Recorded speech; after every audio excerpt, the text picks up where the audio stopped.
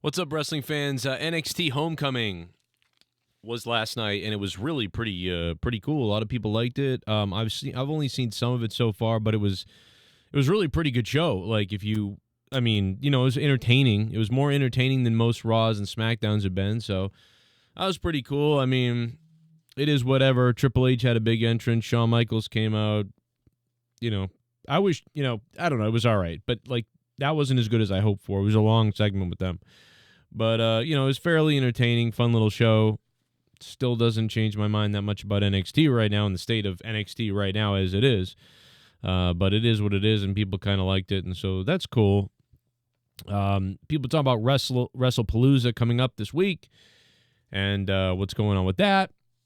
I think that there's a little bit of an argument about the main event of Wrestlepalooza, Brock Lesnar versus John Cena. Just quick 15 seconds here before I get into that. If you guys want to support the channel and blast us off to the next couple of weeks and help produce more videos and more content, you guys can support the show like Ryan did and also like Buzzy B did. Buzzy B and Ryan, thank you. They hit me up on Cash App. There's paypal.me/Joe Cronin Show. There's Cash App. There's Venmo. Everything is up on the screen. Or if you do regular old Streamlabs, you can do that. The streamlabs.com/evilspectrum11111/tip. That link is down below. Then, of course, you'll be on the leaderboard with the rest of the people as well. If you want to be on the leaderboard, if that matters to you, but if you don't care. Anyway, so Brock Lesnar, John Cena. I really don't. I almost don't think it should main event in a way. You could do either thing. The John Cena Brock Lesnar match is just kind of like it's a mega match, but there's no really build-up or care behind it. It's just a big nostalgia, big guy match. So for me, I would put that match somewhere either in the middle of the show or like the co-main event, But maybe it will be last. Maybe it will go on last. Maybe Seth Rollins and CM Punk and Becky Lynch and AJ Lee. Maybe that's the Macho Man versus Ric Flair, and the Hulk Hogan Sid Justice is the Brock Lesnar John Cena. So I don't understand why they didn't go with that. Like, there's really no story whatsoever. It's just, I'm Brock Lesnar and I'm going to kill John Cena. But what I would have preferred is, why didn't they make some kind of a story out of it, like better than they have? Why didn't they go with, like, I'm Brock Lesnar and I'm a trophy hunter, I'm that type of guy, I'm a prize fighter, and someone's like, well, Brock, I don't know if you know this, John Cena doesn't have a championship, he's retiring soon, you know what I mean? Where's the prize here in this match? Why have you done this? And it would have been great if Brock Lesnar said, oh, there's a prize. See, this is what makes me a hunter. This is what makes me a killer. Because I'm going to kill John Cena. I'm going to hunt John Cena, and I'm going to be the one that ends his career. He's not going out in some final match on his terms. He's going out on the terms of Brock Lesnar, just like the streak did, just like, multiple injuries and careers have been ended by me. John Cena's career will end at Wrestlepalooza at the hands of Brock Lesnar and an F5 or whatever it takes. I am going to end John Cena's career before he can ride off into the sunset. I'm going to send him off into a hospital, and he'll never return again, courtesy of Brock Lesnar. Was The Undertaker ever the same again after I ended the streak? No. You remember him going to the hospital?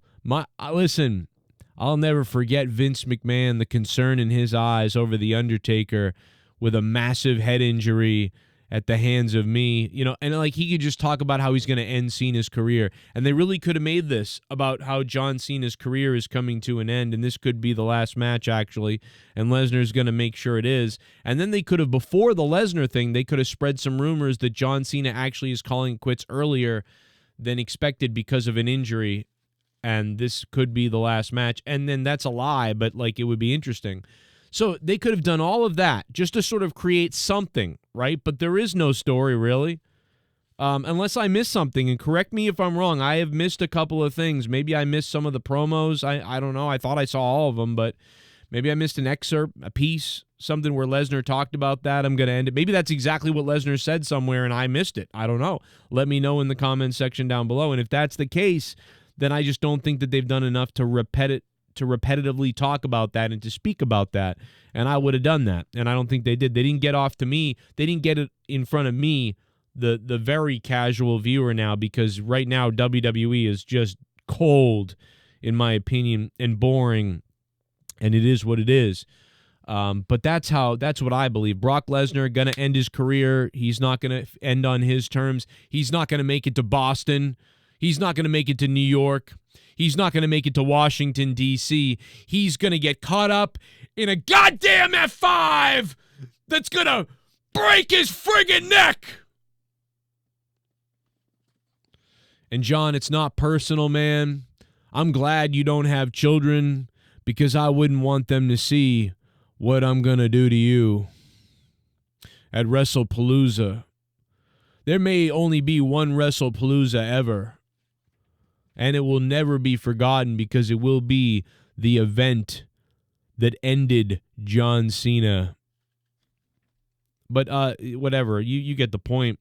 Ricochet commented about AEW kind of programming. I'll talk about that later in another show, probably tonight. But he also talked about Samantha, and my biggest thing about her is it's a gamble, right? She was well known for what she did as a ring announcer, and she was very good at it. And Ricochet made a comment about, like, you don't put Mariah Carey as a ring announcer. And he goes, I'm going to get a bunch of heat for that or whatever.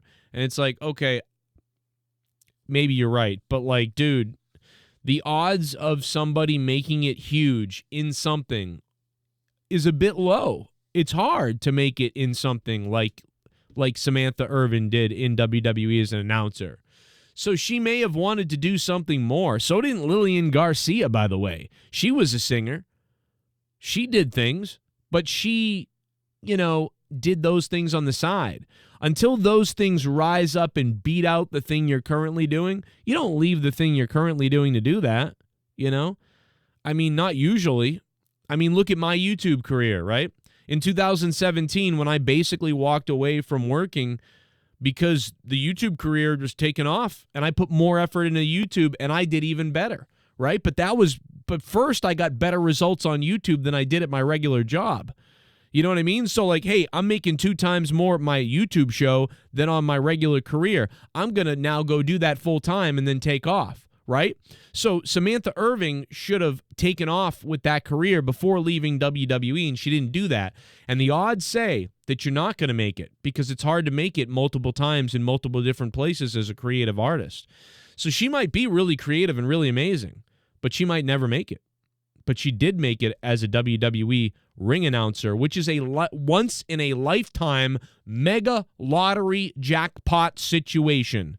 Just like Mauro Ranallo just pissed away his opportunity, so has Samantha Irvin. And they were people that were, like, arguably 8, 9, and 10 out of 10s in those positions, and they just walked away from it because of reasons, mental health, or desire, which I respect and I admire. Great stuff. Good for you. But as a person who continues to still dream of being a commentator in WWE, and having had WWE reach out to me for commentary and for several other things, it pisses me off to no end that people like Mauro Ranallo squandered their position, and but even worse, that people like Samantha Irvin thought she was just so spectacular she was going to walk away, and then put out a music video that was mid at best, right? Like, pretty good. She's probably really talented, but do you know how many amazingly talented, unbelievable artists there have been that don't go anywhere? I look at somebody like Meg Myers, who, like, had a machine behind her for years, and she was a star, and she got somewhere, but eventually, the machine left her, and now she has to fight and use her Patreon, and still doesn't have enough to tour with a full band even. And I think that woman is immensely talented. There are so many talented artists, and they don't have the capital and the funding to do what they love, even though they're mega talented. You know what I mean? So I just think it's a mistake to leave a company like WWE already, but maybe she's rich. I don't know. Maybe she's rich. Maybe Ricochet's rich. Maybe they got so much money. Who gives a damn? You know, like AJ Lee and CM Punk walking away. But they can come back, I guess. Maybe Samantha Irvin can come back at any time, and she knows that. I don't know. But, like, to me, as someone outsider, love to be a ring announcer, love to be a commentator, love to be involved in these things. It's a mega once-in-a-lifetime opportunity that would just be unbelievable. And they just, nope, I'm actually Mariah Carey. I'll see you later, you know. I just think that is a wild friggin' thing to do, and I don't get it. Dana White recently said he's a fan of WWE, or he's not a fan of WWE, but he respects it. And I respect Dana White for thinking that. Listen, the guy's in a real fight business. He likes real men punching each other in the face. He likes making money, and he likes screwing over people that put their bodies on the line to fight each other, and they don't make enough money, to be honest. And I'm not some woke, pile of crap crybaby, calling out Dana White. But I do. Listen, Dana, I agree. Unfortunately, Dana White, I really do think these guys need to be paid more. I'm sorry, brother. Like, you're so great. I fucking love you. I love the UFC. But, bro, these people, please pay them a little bit more. And I know that they do a lot for a lot of people. I know they do, and I know Dana does. But, like, I really believe you can do a little bit more. And certainly the medical bills is like a no-brainer, like, we got you. Like, bro, whatever you break and injure and hurt is on us, and you get a 5 to 10% increase in whatever money we make here. I really would love to see that, or I'd love to see a base amount of money people can make if they're going to fight. If they're going to fight in the octagon, in a prelim, or on a pay-per-view, like, I really would like to see base payments that make sense. But whatever, I'm going to get off my high horse, my soapbox. I don't know that much about all that shit, but I just think these people are really putting their lives on the line, and for a fight, they're purposely fighting. It's not even like a sport.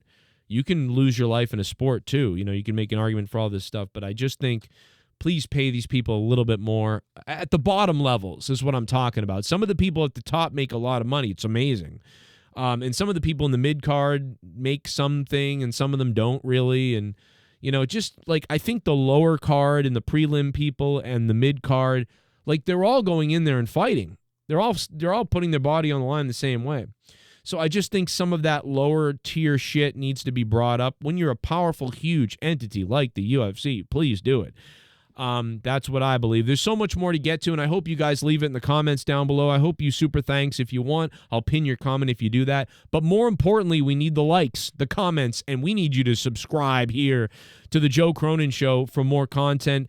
Please support the channel. If you have a brand, a product, a company, or if you're just a wealthy person from somewhere, I will promote whatever you want. I will do whatever you want. We have no sponsors right now. I will sponsor anything. I don't care if it's pubic hair for men or whatever the hell you want to sell.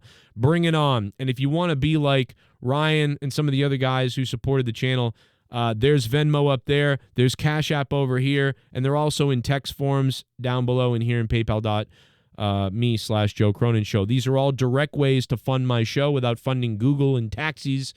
But if you want to, super thanks is pretty fun, and it's down below. I'm Joe Cronin. This is the Joe Cronin Show. We're funded by you and only you, and really we're not really well funded right now at all. So if you want to support the channel, those are the ways to do it. And if you hit the lottery, we really need you. Hit up your rich Uncle Ben who wants to sell his pubic cutting shears or whatever he does. Maybe he paints nude pictures of his wife and sells them on eBay. We will work with anybody and everybody, and we could use your support. So love to shout you out. Shout out to Ryan and Buzz who dropped the Cash App stuff, $20 a piece earlier.